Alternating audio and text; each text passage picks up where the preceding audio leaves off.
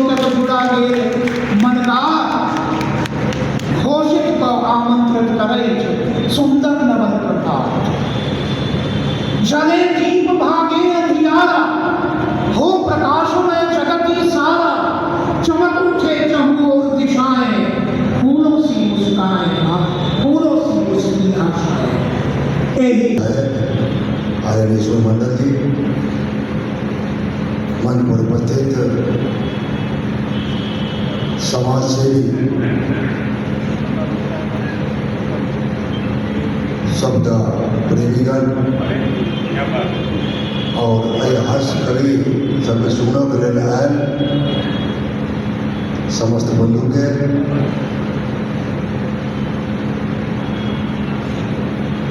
नमस्कार प्रणाम परिचय। जब पहले सही में कही चला कि आधुनिक युग में लोग के कखनो चैन नहीं हो जाए कि चैन से कहीं पर बैठ के कहीं पर समझो लग जाए। उन्हें हर आदमी व्यस्तता के कारण आदमी टेंशन में रह गया हमेशा। आए हमारे सौभाग्य विषय कि प्रभात खबर द्वारा जहाज बहन हमारे बीच है तेने मन होला है और हम सब एकदम आनंद से हो ले। हम सब गोटा के ज़्यादा नहीं, सब गोटा के पुनः अपना तब सब अभिनंदन स्वागत करें। यह आग्रह कि हमारे कवि सब विद्वान कवि सब मन के हौला करे के लिए तेरे सब गोटा निश्चित एक आनंद लिया। बहुत बहुत धन्यवाद। अब ये कवि सम्मेलन के आरंभ में जो प्रारंभ दीप प्रज्वलित को कह रहे हैं ताकि में संवेद माननीय विधायक दरभंगा ग्रामीण के श्रीमान ईश्वर मंडल जी जोरदार छपरी से स्वागत।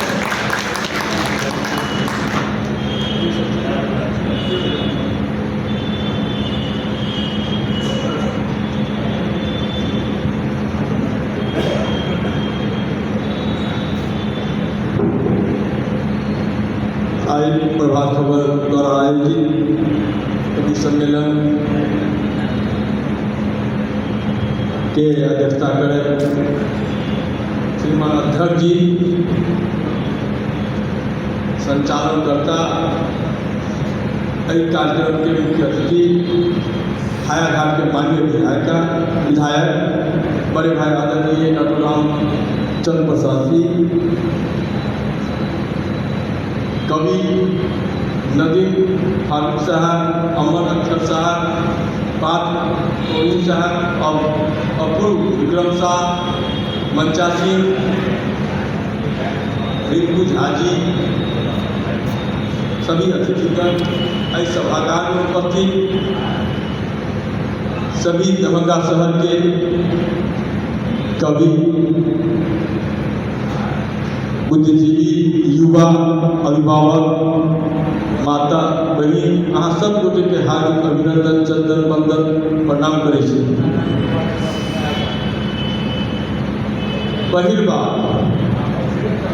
कवि सम्मेलन 27 वर्ष के राजनीतिक काल में बहुत आमंत्रण आए, बहुत सम्मेलन देखा नहीं, लेकिन कवि सम्मेलन में आके और पार्टिसिपेट नहीं हो पाई। पहले मौका है। विशाल या प्रभात खबर के सौजन्य माध्यम से अतिथि के रूप में ये हमार सौभाग्य अरे हम विशाल जी के प्रभात खबर दैनिक अखबार के सारे टीम के हम हार्दिक अभिनंदन चंदन वंदन करे कि मौका देनी, जबकि ई नहीं है कि हमारा कवि सम्मेलन निकले लगी है, कवि जी निकले लगे है या प्रबुद्ध लोग जो है दरभंगा शहर के उनका बीच हमरा नीक नहीं लगे है, बड़ नीक लगे है। और यह सब एक बहाना से हम तो दरभंगा ग्रामीण के विधायक छी, लेकिन दरभंगा शहर में वो दरभंगा शहर के प्रतिष्ठित टाउन हॉल में कई तरह के कार्यक्रम के आयोजन और आयोजन में शहर के बुद्धिजीवी वर्ग, व्यापारी वर्ग, मीडियाकर्मी वर्ग, राजनीति वर्ग के लोग आवे हैं और बीच में हमरा जे है आवे के मौका चौधरी जी स्वागत करता पांच नवीन जी के आओ सूरज कुमार जी का आग्रह इंटरनेशनल हवाले से पूरी दुनिया में जानी और पहचानी जाती है। जिंदा दिल लोगों के इस शहर को लखनऊ से आए नदीम फरूख का आदाब, नमस्कार, सलाम। और आप सबको बिहार के बेहद लोकप्रिय समाचार पत्र प्रभात खबर के इस कवि सम्मेलन श्रृंखला में दरभंगा की इस खूबसूरत कड़ी में आप सबसे मुलाकात का मौका मिला है। इसके लिए प्रभात खबर परिवार को और हमारे सारे जितने भी आयोजक, प्रायोजक और संयोजक हैं, इन सबको बहुत बहुत मुबारकबाद और इन सबका बहुत शुक्रिया। मैं आप सबको इस कवि सम्मेलन और इस खूबसूरत सी महफिल का सबसे कीमती, सबसे मूल्यवान हिस्सा मानता हूँ, क्योंकि मेरा मानना यह है कि कवि आकर मंच पर बैठ जाए, आयोजक बहुत अच्छा इंतजाम सजा ले और सब कुछ बहुत अच्छा चल रहा हो, लेकिन उसके बाद भी किसी कार्यक्रम की सफलता सुनिश्चित नहीं मानी जा सकती है, तब तक नहीं मानी जा सकती है जब तक उस कवि सम्मेलन को अच्छे और जिंदा दिल सुनने वाले न मिल जाए। श्रोताओं की महत्व को इसी से समझा जा सकता है। मैं आपको इस पूरे कार्यक्रम का सबसे कीमती हिस्सा मानता हूं और आपसे इजाजत, आपसे आज्ञा मांगता हूं कि अगर इजाजत दें तो हम आज के इस कार्यक्रम को शुरू करें। इजाजत।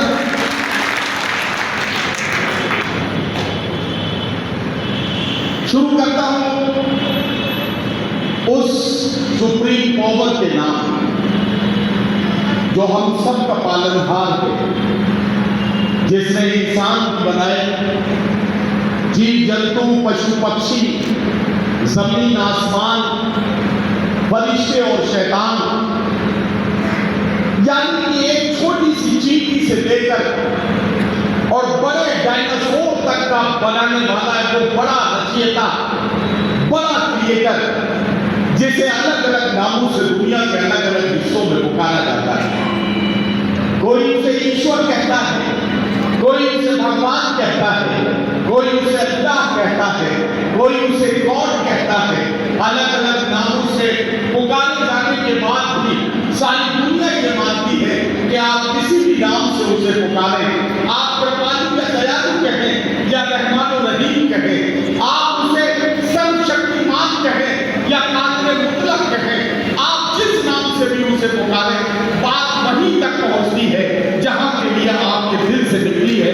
तो मैं उसी बड़ी शक्ति के नाम से आज के कार्यक्रम की शुरुआत कर रहा हूं। मैं अक्सर मुशायरे और कवि सम्मेलन की महफिलों में इन 4 लाइनों के साथ महफिलों को शुरू करता हूं कि खुदा बंदा मैं तेरे नाम से आगाज करता हूं, तेरा बंदा हूं, तेरी रहमतों पर नाज करता हूं, फकत तेरी मदद और इस आनंद के भरोसे पर मुझे उड़ना नहीं आता मगर परवाज करता हूं। ये मंजरनामे पर दुनिया में जो आज का दृश्य है, इस पर जरा से नजर डालें। आप अगर इसे गौर से देखेंगे तो पाएंगे कि बारूद के ढेर पे बैठी हुई दुनिया, बारूद के ढेर में बैठी हुई दुनिया शोलों से हिफाजत का हुनर पूछ रही है। अगर मुझे कहने दें तो मुझे ये कहना पड़ेगा कि कितना लहू और कितने खून की बूंदें सारी दुनिया में इस वक्त इंसानियत की बिखर रही है। हम सारी दुनिया पर नजर डाल रहे हैं तो चारों तरफ हमें मिसाइलें, रॉकेट, ड्रोन और गिरती हुई लाशें नजर आ रही हैं। लेकिन एक बात मैं बताना चाहता हूं कि हम वसुधैव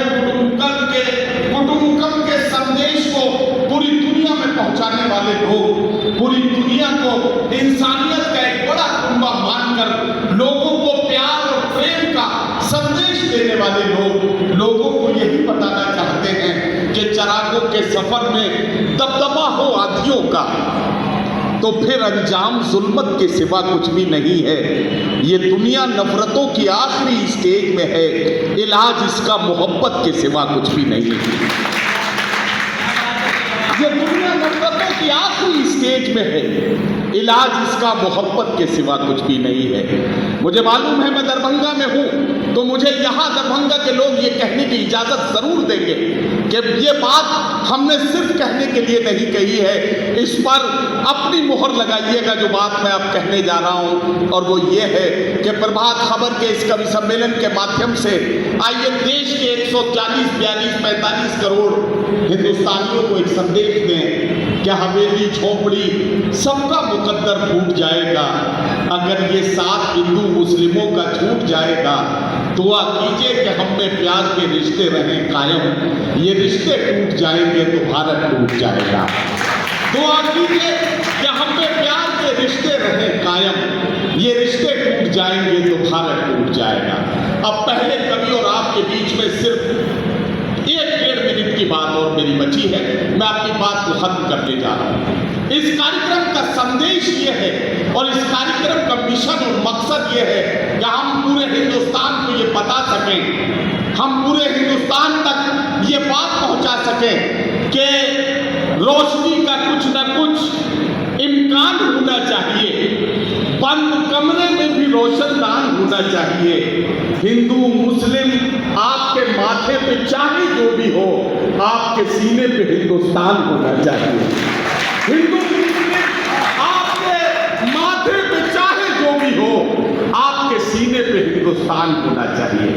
आप किसी भी मजहब के मानने वाले हो सकते हैं, आपकी जाति कोई हो सकती है, आप किसी भी धार्मिक आस्था को फॉलो करने वाले हो सकते हैं, राजनीतिक रूप से आप किसी भी राजनीतिक दल से जुड़े हुए हो सकते हैं। आज मुझे आपसे ये सब नहीं पूछना है, 2 घंटे हमारे साथ यहाँ भारतीय और हिंदुस्तानी बनकर बैठिएगा।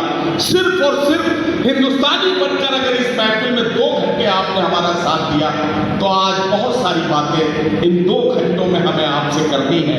मुझे आपसे ये उम्मीद है कि आप इसमें हमारा साथ देंगे।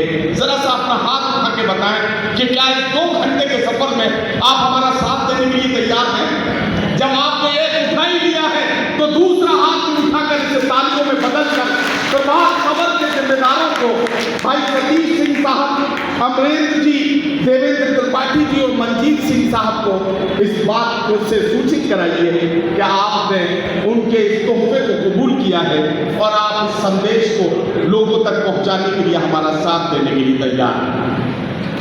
आइए अब कार्यक्रम को शुरू करते हैं। बहुत सारी बातचीत बड़ी गंभीरता के साथ हमने की है,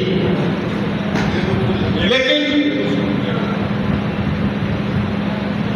इन दिनों कवि सम्मेलन और मुशायरों में एक बात ये देखी जा रही है कि हमें अलग अलग रंग की शायरी, अलग अलग तरह की कविताएं, अलग अलग तरह की शायरी हमें सुनानी होती है, लेकिन उसके साथ साथ आप सबकी भावनाओं को अपने शब्दों में व्यक्त करने की जो जिम्मेदारी हमारी इस पीढ़ी पर और हमारे इन कलाकारों पर आई है।